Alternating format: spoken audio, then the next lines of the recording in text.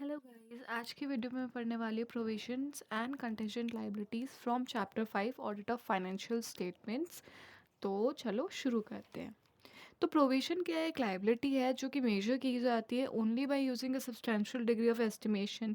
ये एक present obligation है, इसमें प्रोबेबल आउटफ्लो ऑफ रिसोर्सेज होते हैं एंड ऑल्सो इसका जो अमाउंट है वो रिलायबली मेजर कर सकते हैं हम। ठीक है।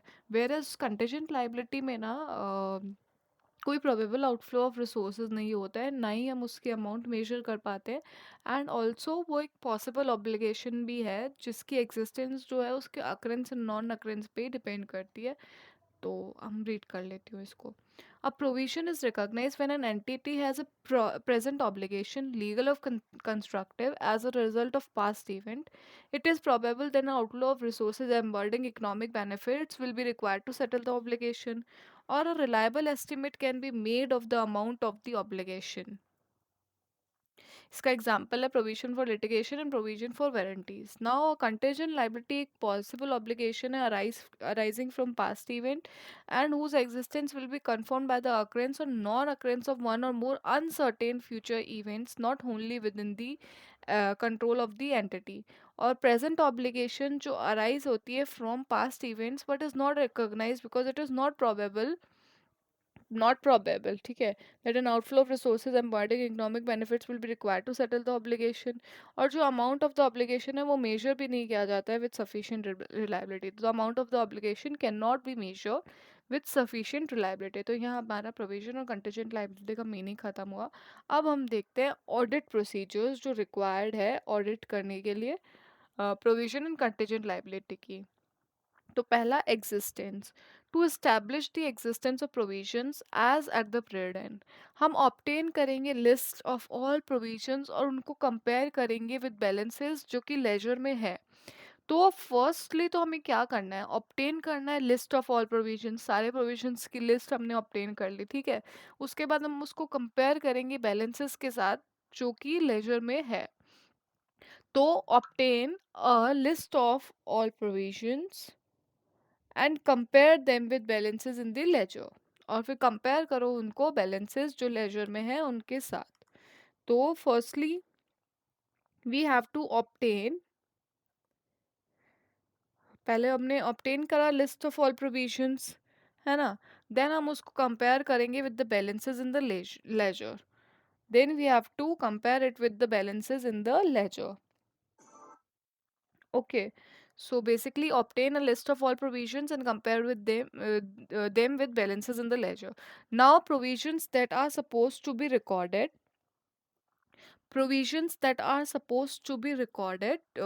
have been recognized in the financial statements। मतलब कि जो provisions है ना जो supposed to be recorded मतलब जो record होने चाहिए वो recognize हो चुके हैं, that is completeness। तो इंस्पेक्ट करेंगे हम underlining agreements like agreements with customer to assess warranty commitment पर। अब सेकेंड पॉइंट में हमको ना इंस्पेक्ट करना है। इंस्पेक्ट करना है अंडरलाइनिंग एग्रीमेंट्स लाइक एग्रीमेंट्स जो कस्टमर के साथ हुए हैं असेस करने के लिए warranty commitments, any legal and other claims on the entity that is litigation. तो मतलब जो प्रोविजंस पहले तो रिकॉर्ड होने चाहिए वो रिकॉग्नाइज हो चुके हैं फाइनेंशियल स्टेटमेंट में, मतलब जो recorded suppose to be recorded मतलब जिनको रिकॉर्ड करना चाहिए था वो रिकॉर्ड रिकॉग्नाइज हो चुके हैं, वो कंप्लीटनेस। उसमें क्या बोलते हैं वो पता लगाने के लिए हमको क्या करना है, इंस्पेक्ट करेंगे underlining agreements like agreements with customers to assess warranty commitments, assess करने के लिए वारंटी कमिटमेंट्स को और any legal and other claims on the entity that is litigations, any legal and other claims on the entity that is litigations. Okay, now moving forward, valuation. तो provisions जो है वो provision के balances जो है वो वैल्यू किए गए अप्रोप्रिएटली मतलब करेक्ट अमाउंट पे उनका वैल्यूएशन हुआ है, ये करने चेक करने के लिए हमको ऑब्टेन करना होगा अंडरलाइनिंग वर्किंग एंड बेसिस जिससे वो प्रोविजन बना है फ्रॉम मैनेजमेंट, और फिर वेरीफाई करेंगे कि सेम जो है कंप्लीट है और एक्यूरेट है। तो ऑब्टेन करेंगे underlying working sorry obtain the underlining working and the basis for each of the provisions made basis for each of the provisions made from the management, and then we have to verify. फिर verify करेंगे कि जो same है वो complete and accurate है.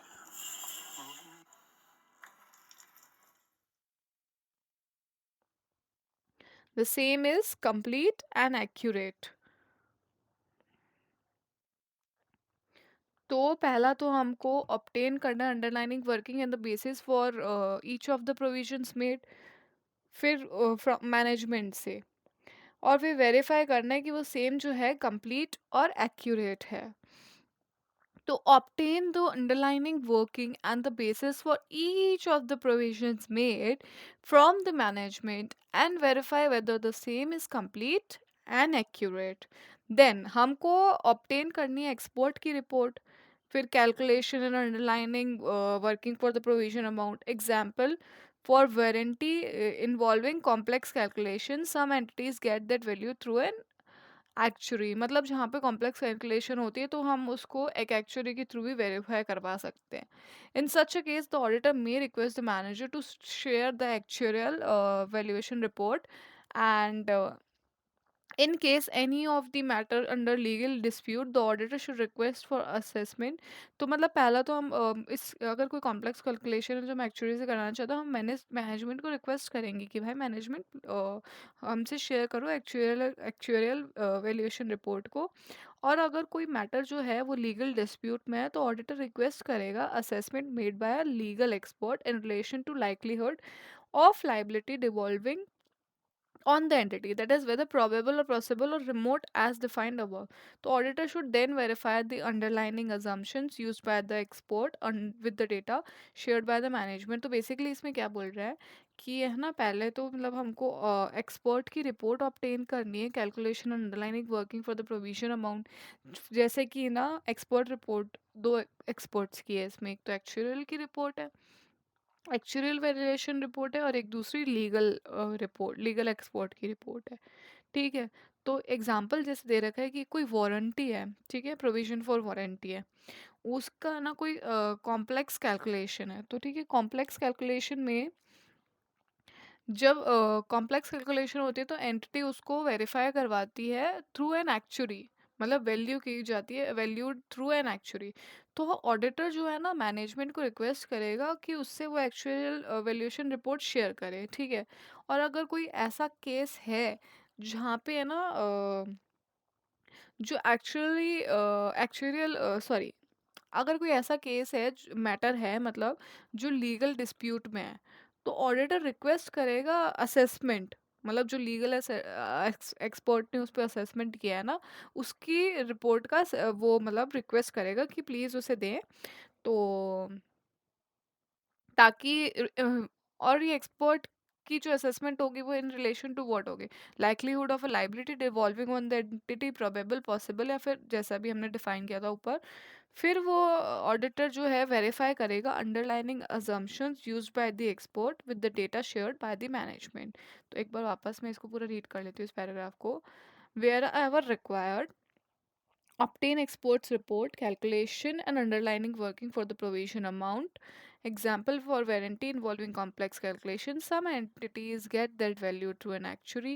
In such a case, the auditor may request the management to share the actuarial valuation report, and in case of any matter under legal dispute, the auditor should request for assessment made by the legal expert in relation to likelihood of a liability devolving on the entity, that is whether probable, possible or as defined above. अब auditor को जो है the verify करना है underlining assumptions को used by the expert with the data shared by the management.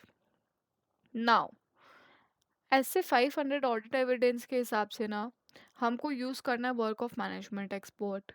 तो audit evidence that auditor should obtain include, इसमें management expert का जो चैप्टर 4 में पढ़ा था उसका रिवीजन हो जाएगा. इवेल्युएट करो competence, capability and objectivity of that expert, that is CCO. CCO of expert जो है इवेल्युएट करनी है, that is competence, capability and objectivity. फिर देखना है कि जो एक्सपर्ट है ना वो एंटिटी ने एम्प्लॉय किया है या फिर कोई आउटसाइड पार्टी है। ठीक है? या फिर वो फिर ये भी इवैल्यूएट करना है कि वो एक्सपर्ट इंडिपेंडेंट है ना इन इन रिस्पेक्ट ऑफ एंटिटी। तो पहला तो जब हम मैनेजमेंट एक्सपर्ट का वर्क यूज़ करेंगे ना तो हम ये चीज़ें देखेंगे। इवैल्यूएट करना competence, capability and objectivity of the expert. फिर देखना कि वो जो एक्सपर्ट है वो एम्प्लॉयड बाय द एंटिटी है या कोई आउटसाइड पार्टी है। जो एक्सपर्ट है वो इंडिपेंडेंट है in respect of the entity. और ऑडिटर का जो previous experience, oh my God, auditor का प्रीवियस एक्सपीरियंस है of the work of the expert, ये भी देखना है। Auditors previous experience of the work of the expert, auditor का प्रीवियस एक्सपीरियंस क्या है of the work of the auditor, मतलब जो पहले ऑडिटर था उसका क्या एक्सपीरियंस था मैनेजमेंट एक्सपर्ट के साथ। और फिर knowledge of the expert, expert को कितनी नॉलेज है, उसका क्या classification, qualification, membership of a professional body और इंडस्ट्री एसोसिएशन। तो बेसिकली नॉलेज भी देखेंगे हम। तो चार चीज़ें हमको इवेल्युएट करनी है। पहले तो हमको इवेल्युएट करना है competence capability of management expert. ठीक है? Competence capability and objectivity. तो फिर ये बोलता है कि जो एक्सपर्ट है वो एम्प्लॉयड बाय द एंटिटी है या कोई बाहर बाहर की पार्टी, आउटसाइड पार्टी। और जो एक्सपर्ट है वो इंडिपेंडेंट है in respect of the entity. फिर ऑडिटर का previous experience of the work of the expert. फिर नॉलेज ऑफ द एक्सपर्ट, उसका classification, membership of a professional body और इंडस्ट्री एसोसिएशन एक्सेट्रा। फिर हमको अंडरस्टैंड ऑब्टेन करनी है understanding of the work of the expert, obtain understanding of the work of the expert, of that expert. Understanding obtain करो उसके work की। उसमें 3 चीज़ें दे रखी है कि ऑडिटर जो है, ऑडिटर के पास जो एक्सपर्टाइज है इवैल्यूएट करने के लिए वर्क ऑफ एक्सपर्ट। फिर इवैल्यूएट करना assumptions and methods used by management. फिर इवैल्यूएट करना नेचर ऑफ इंटरनल और external data used by the expert. तो whether the auditor has the expertise to understand, that is evaluate the work of the expert. फिर evaluate करेंगे हम assumptions and methods used by the management. फिर हम इसमें 3 चीज़ें हमको बेसिकली इवैल्यूएट करनी है ना। फिर इवैल्यूएट करना कि नेचर ऑफ इंटरनल और एक्सटर्नल डेटा यूज बाय, मतलब जो एक्सपोर्ट ने इंटरनल एक्सटर्नल डेटा यूज़ किया है ना उसका नेचर जो है हमको इवैल्यूएट करना है। तो ऑब्टेन करना understanding of the work of expert. पहला तो हम ये देखेंगे कि whether the auditor has expertise to evaluate the work of audit expert. Auditor के पास जो है एक्सपर्टाइज है इवेल्युएट करने के लिए वर्क ऑफ द एक्सपर्ट। तो पहला तो ऑडिटर को इवेल्युएट करना है वर्क ऑफ द एक्सपर्ट और उसकी उसमें एक्सपर्टाइज है ये देखना है। फिर दूसरा हमको मैनेजमेंट के अजम्पशंस और मेथड्स का इवेल्युएशन करना है। फिर तीसरा हमको जो एक्सपर्ट है उसने जो डेटा यूज़ किया है इंटरनल और एक्सटर्नल, वो उसको उसके नेचर को इवेल्युएट करना है। फिर third point is evaluate the appropriateness of his work as audit evidence for the relevant assertion। Evaluate करो appropriateness of the work, of उसके वर्क की अप्रोप्रिएटनेस को इवेल्युएट करो जो ऑडिट एविडेंस के लिए रिलेवेंट असर्शन है। तो relevance and reasonableness of the expert findings और कंक्लूजन्स।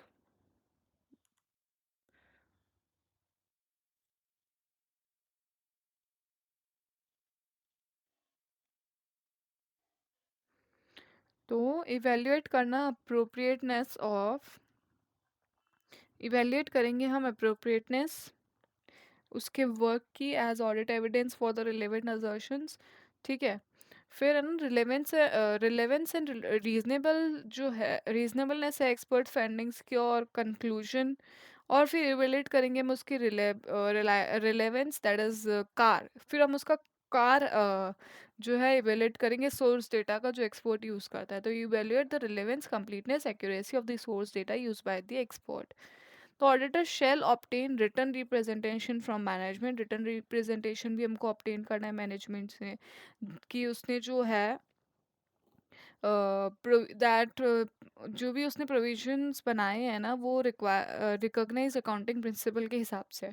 तो अब हम पूरा ये कंप्लीटनेस वाला पॉइंट, सॉरी वैल्यूएशन था ना ये, हाँ वैल्यूएशन वाला स्टार्ट से रीड करते हैं। To obtain the underlying working and the basis for each of the provision made from the management and verify the same is complete and accurate. तो obtain करेंगे underlying working and the basis for each of the provision made from the management और verify करेंगे कि same जो है complete है और accurate है. ठीक है, पहले तो obtain कर लो underlying working और the basis को और फिर देख लो कि वो complete और accurate तो है ना. और जहाँ पे भी रिक्वायर्ड है ऑब्टेन करेंगे export report calculation and underlining working for the provision amount. Example for warranty involving complex calculation some entity get value through an actuary. In such a case the auditor may request the management to share the actuarial valuation report. And in case of any matter under legal dispute, अगर कोई मैटर legal dispute पे तो auditor request करेगा assessment made by legal expert in relation to likelihood of a liability devolving on the entity, that is whether probable or possible or remote or as defined as above. तो auditor को verify करना चाहिए the underlying assumptions used by the export with the data shared by the management. और फिर management export का जो audit evidence में है ना वो पूरा दे रखा है वो पढ़ लेते हैं. तो when using the work of the management export audit evidence that the auditor should import obtain include evaluate करना competence capability objectivity of the expert. देखना कि वो एक्सपर्ट जो है एम्प्लॉयड बाय द एंटिटी है या आउटसाइड पार्टी है. क्या वो एक्सपर्ट इंडिपेंडेंट है in respect of the entity. Auditor का previous experience of the work of that expert. फिर नॉलेज ऑफ द एक्सपर्ट उसकी qualification membership of a professional body और इंडस्ट्री एसोसिएशन एक्सेट्रा. फिर हम ऑब्टेन करेंगे understanding of the work of the expert. उसमें देखेंगे कि ऑडिटर के पास एक्सपर्टाइज है इवेल्युएट करने के लिए वर्क ऑफ द एक्सपर्ट. फिर इवेल्युएट करेंगे assumptions and methods used by the management. फिर इवेल्युएट करेंगे नेचर ऑफ इंटरनल और external data used by the expert. फिर अप्रोप्रिएटनेस चेक करेंगे हम वर्क की. Evaluate the appropriateness of his work as audit evidence for the relevant assertion relevance and reasonableness of the expert finding और conclusion. फिर evaluate करेंगे CAR that is completeness relevance and accuracy of the source data used by the expert. फिर written representation हम management से लेंगे कि उसने सारे जो प्रोविजंस है वो जैसे ही रिक्वायर्ड है which were required to be made as per the recognised accounting principle वैसे ही बनाए हैं ना प्रोविजंस. कुछ गोलमाल तो नहीं किया. फिर required disclosure for provisions have been appropriately made. अब डिस्क्लोजर करना उन प्रोविजंस का जो हमने बनाए हैं वो कैसे किया जाता है, उसमें क्या ऑडिट प्रोसीजर्स है, कैसे देखेंगे हम. तो इंश्योर मतलब सॉरी, जो प्रोविजंस का डिस्क्लोजर रिक्वायर्ड है ना वो किया गया है या नहीं ये अब हम चेक करेंगे. तो इंश्योर करना whether the following disclosures as required under Schedule 3 Part 1 to the Companies Act have been made. पहले तो इंश्योर करो कि डिस्क्लोजर जो है शेड्यूल 3 पार्ट 1 के हिसाब से कंपनीज वो बनाया गया है. तो पहला long term provision. Long term provisions में ना amount shall be classified as provision for employee benefits and others specified nature. पहला लॉन्ग टर्म प्रोविजन का डिस्क्लोजर. तो प्रोविजन फॉर एम्प्लॉय बेनिफिट्स और अदर्स, एम्प्लॉय बेनिफिट्स का प्रोविजन या others. और short term में भी सेम क्लासिफिकेशन है provision for employee benefits and others specified nature. अब पहले लॉन्ग टर्म शॉर्ट टर्म उनमें क्लासिफिकेशन में provision for employee benefits others specified nature. और फिर contingent liabilities and commitments to the extent not provided for. Contingent liabilities shall be classified as guarantees, claims against the company not acknowledged as debt. ऐसे claims company के against जो डेप्ट की तरह acknowledge नहीं हुए हैं अभी तक, या फिर guarantees, या फिर other money for which the company is contingently liable. Other money for which the company is contingently liable. Commitments पहले तो contingent liability है ना तीन तरीके से classify की जाएगी. Claims against the company which are not acknowledged as debt. फिर guarantees या फिर other money जिसके लिए company contingently liable है. अब commitments को कैसे classify करेंगे. तो estimated amounts of contracts remaining to be executed on capital account not provided for, या uncalled liability on shares and other investments partly paid, या other commitments. Other commitments specify nature, uncalled liability हो shares पे, या फिर other investment partly paid, या फिर estimated amount of contracts remaining to be executed on capital account not provided for commitments में आएगा. Now, in terms of AS 29, provisions, contingent liability, and contingent assets ensure whether following disclosures have been made. For each class of provision, enterprise shall disclose. सब classes के provision के लिए enterprise को disclose करना है. Carrying amount at the beginning and end of the period. Provision में carrying amount beginning पे क्या थी, एंड पे क्या थी, कोई एडिशनल प्रोविजन बनाया गया हो included increases to existing provisions, या फिर amounts use that is incurred और चार्ज अगेंस्ट द प्रोविजन, या फिर अनयूज्ड अमाउंट्स.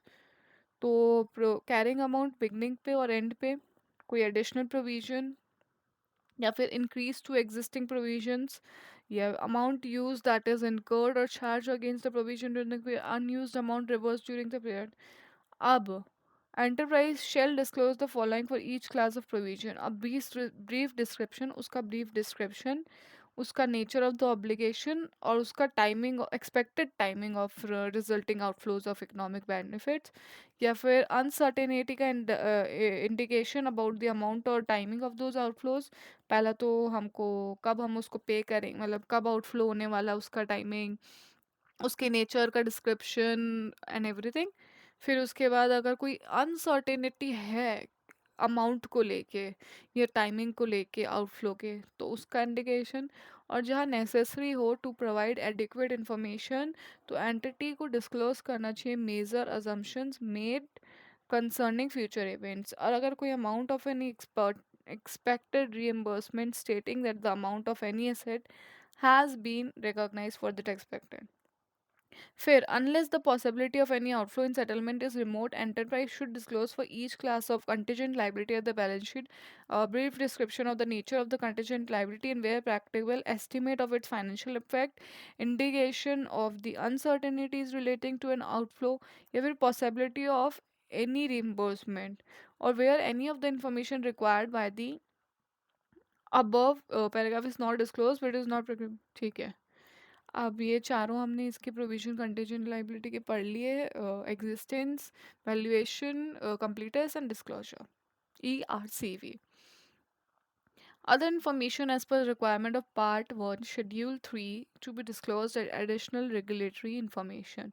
डिटेल्स ऑफ बेनामी प्रॉपर्टी हेल्ड. अगर कोई बेनामी प्रॉपर्टी हेल्ड कर रहा है, जैसे कि कोई प्रोसीजिंग्स जो है इनिशिएट की गई है या पेंडिंग है against the company for holding any benami property under the benami transactions prohibition act, rules made there, उसकी डिटेल्स, उसका अमाउंट, उसकी बेनिफिशियरी की डिटेल, अगर प्रॉपर्टी बुक्स में है तो उसका reference to the item in the balance sheet, या फिर प्रॉपर्टी नहीं है बुक्स में तो facts shall be stated with reasons, या फिर where there are in proceeding against the company under law better of the transaction or as the transfer then the details shall be provided, या nature of proceeding, status of same and companies view. अब relationship with struck of companies. Relationship with struck of companies.